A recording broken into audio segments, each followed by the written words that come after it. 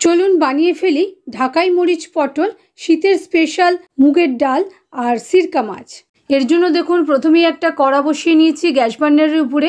কড়াতে half cup পরিমাণ মুগের ডাল আমি অ্যাড করে দিয়েছি আর সিম আছে ডালটাকে খুব ভালো করে লালচে করে ভেজে নিয়েছি। সিম আছেই ভাজতে হবে, তাহলে ডাল খুব ভালো মতন ভাজা হবে না আর ডালটা খেতেও ভালো লাগবে না।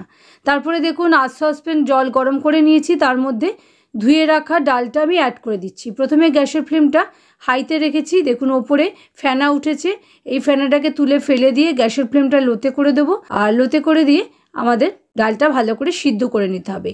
ডালটায় খুব বেশি জল ব্যবহার করছি না, কারণ একটু ঘন ডালই আমি আজকে বানাবো। এবারে দেখুন ঢাকা দিয়ে মিনিট 20 আমি রান্না করে নিয়েছি। ডালটা ভালো মতো সেদ্ধ হয়ে গেছে কিন্তু গলে যায়নি। দেখুন হাত দিয়ে স্ম্যাশ করলে একদম গলে যাচ্ছে, আবার ফোড়ন দেওয়ার সময়ও কিছুক্ষণ হবে, সেই জন্য এই পর্যায়ে এটাকে নামিয়ে সাইডে রেখে দিচ্ছি। একখানা ডিশের মধ্যে 5 পিস পেটির পিস আমি নিয়ে নিয়েছি মাছের, তার মধ্যে হাফ চামচ পরিমাণ নুন অ্যাড করে দিয়েছি। নুনটা দিয়ে প্রথমে মাছগুলো খুব ভালো করে মেখে নিচ্ছি। মেখে নেওয়ার পর এর মধ্যে হাফ কাপ পরিমাণ ভিনিগার আমি অ্যাড করে দিচ্ছি। এরকমভাবে ভিনিগারে ডুবিয়ে আমি আধ ঘন্টা রেখে দিচ্ছি, যাতে মাছগুলোর মধ্যে ভিনিগারের পুরো ফ্লেভারটাও চলে আসে আর মাছগুলো অনেকটা নরম হয়ে যায়। এবারে গ্যাস বার্নের উপর একটা কড়া বসিয়ে নিয়েছি। কড়াতে 1 টেবিল চামচ পরিমাণ রিফাইন্ড সয়াবিন অয়েল অ্যাড করে দিয়েছি।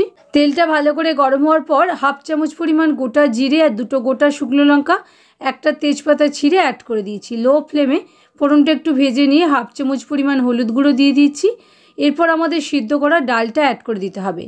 হাফ চামচ মতো আদা বাটা আর 1/4 চামচ মতো জিরে গুঁড়ো আর অল্প কিছুটা ফ্রোজেন মটরশুঁটি দিয়েছি। আপনাদের কাছে যদি না থাকে নাও দিতে পারেন, আবার ফ্রেশও দিতে পারেন। ফ্রেশ দিলে মটরশুঁটিটাকে একটু সেদ্ধ করে নেবেন। ডালের সেদ্ধ হওয়ার সময় যখন ডালটা সেদ্ধ প্রায় হয়ে আসবে সেই সময় দিয়ে দিলে একসঙ্গেই সেদ্ধ হয়ে যাবে।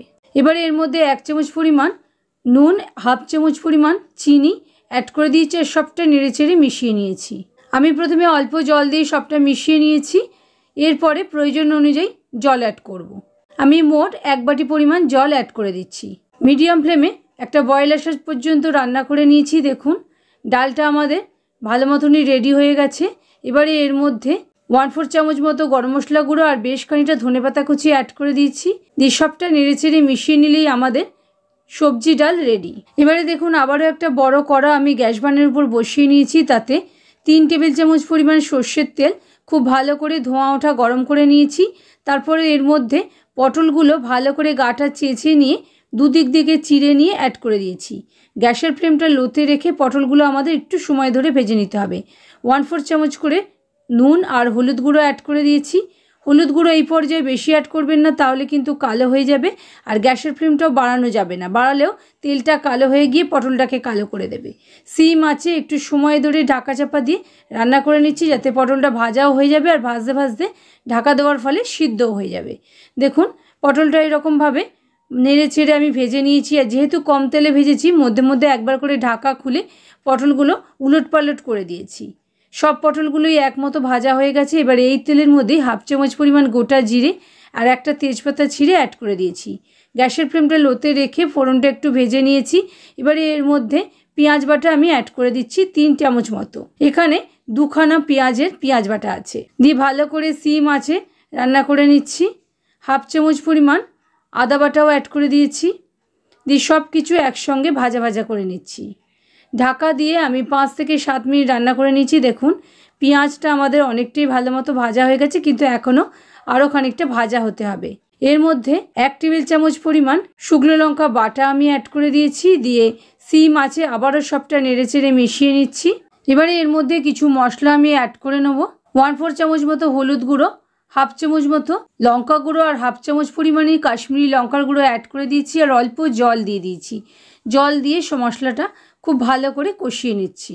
1 চামচ পরিমাণ নুন, হাফ চামচ পরিমাণ চিনি অ্যাড করে দিলাম। আপনারা চাইলে চিনিটা নাও দিতে পারেন, কিন্তু যেহেতু নিরামিষ রান্না সেজন্য চিনি দিলে খেতে ভালো লাগবে। এরপরে পটলগুলো আমাদের অ্যাড করে দিতে হবে। দিয়ে আবারও ভালো করে মশলার সঙ্গে পটলগুলো একটু কষিয়ে নিচ্ছি, যাতে পটলের মধ্যেও মশলার পুরো ফ্লেভারটা চলে আসে আর পটলগুলো আরও খানিকটা সিদ্ধ হয়ে যায়। মিনিট 5-7 আমি ভালো করে পটলের সঙ্গে মশলা কষিয়ে নিয়েছি। দেখুন মশলাটা পুরো পটলের গায়ে কোট হয়ে গেছে। এই সময় 2 টেবিল চামচ পরিমাণ পোস্ত বাটা আমি অ্যাড করে দিয়েছি আর বাটি ধুয়ে সামান্য জল দিয়ে সবটা একসঙ্গে নেড়েচেড়ে মিশিয়ে নিচ্ছি। পোস্তটা দিয়েও পটলটাকে একটুখানি কষিয়ে নিচ্ছি যাতে পোস্তটাও খুব ভালো মতন সমস্ত কিছুর সঙ্গে মিশে যায়। দেখুন 5 মিনিট মতো রান্না করে নিয়েছি, ধারে ধারে তেল বের হয়ে গেছে। এবারে এর মধ্যে 2 টেবিল চামচ পরিমাণ ফ্যাটানো টক দই অ্যাড করে দিয়েছি আর অল্প জল অ্যাড করে দিয়েছি। আমি গ্রাইন্ডিং জার ধোয়া জল অ্যাড করে দিয়েছি আর 2টো গোটা কাঁচা লঙ্কাও অ্যাড করে দিয়েছি। এবারে সব কিছু সিম আছে আবারও ভালো করে কষে নিচ্ছি। দেখুন সব কিছু ভালো করে মেশানো হয়ে গেছে। এবারে অল্প করে জল অ্যাড করে দিচ্ছি। ভাজতে ভাজতে আমাদের প্রায় সেদ্ধই হয়ে গেছে, সেই জন্য খুব কম জলেরই ব্যবহার করতে হবে।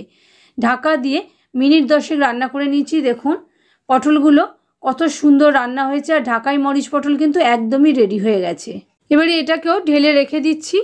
গ্যাস বার্নের উপর একটা তাওয়া বসিয়ে নিয়েছি। তাওয়াতে 1 টেবিল চামচ রিফাইন্ড সয়াবিন অয়েল অ্যাড করেছি, সঙ্গে 2 চামচ পরিমাণ ঘি অ্যাড করেছি। আপনারা চাইলে শুধু তেল বা শুধু ঘি দিয়েও বানাতে পারেন।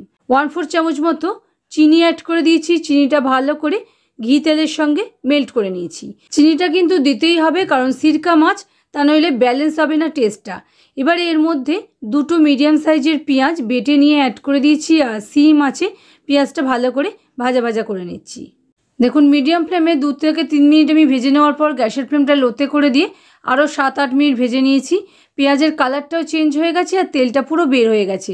এই সময় 1/2 চামচ পরিমাণ আদা বাটা অ্যাড করে দিয়েছি আর 1 টেবিল চামচ পরিমাণ শুকনো লঙ্কা বাটা অ্যাড করে দিয়েছি।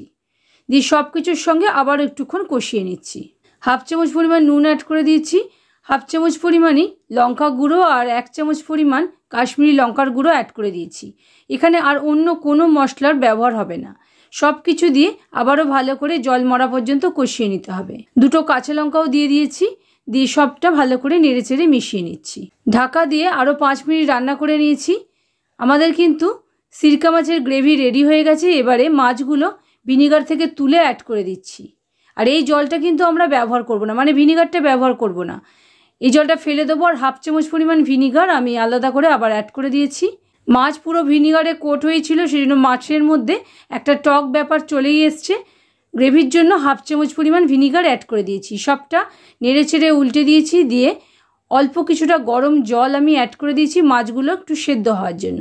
দিয়ে সবটা নেড়ে চেড়ে মিশিয়ে দিয়ে ঢাকা দিয়ে 10 মিনিট রান্না করে নিচ্ছি। দেখুন মাছগুলো খুব ভালো মতন সেদ্ধও হয়ে গেছে আর গ্রেভি থেকে পুরো তেল বের হয়ে গেছে। আমাদের সিরকা মাছ কিন্তু রেডি। তাহলে দেখতেই পেলেন বন্ধুরা কত সহজে আজকে আমার তৈরি হয়ে গেল লাঞ্চ থালি। রেসিপিটা প্রথম থেকে শেষ পর্যন্ত দেখার জন্য আপনাদের অসংখ্য ধন্যবাদ। বাড়িতে একবার রেসিপিগুলো অবশ্যই ট্রাই করবেন আর আপনাদের কেমন লেগেছে আমাকে কমেন্টে জানাতে একেবারেই ভুলবেন না।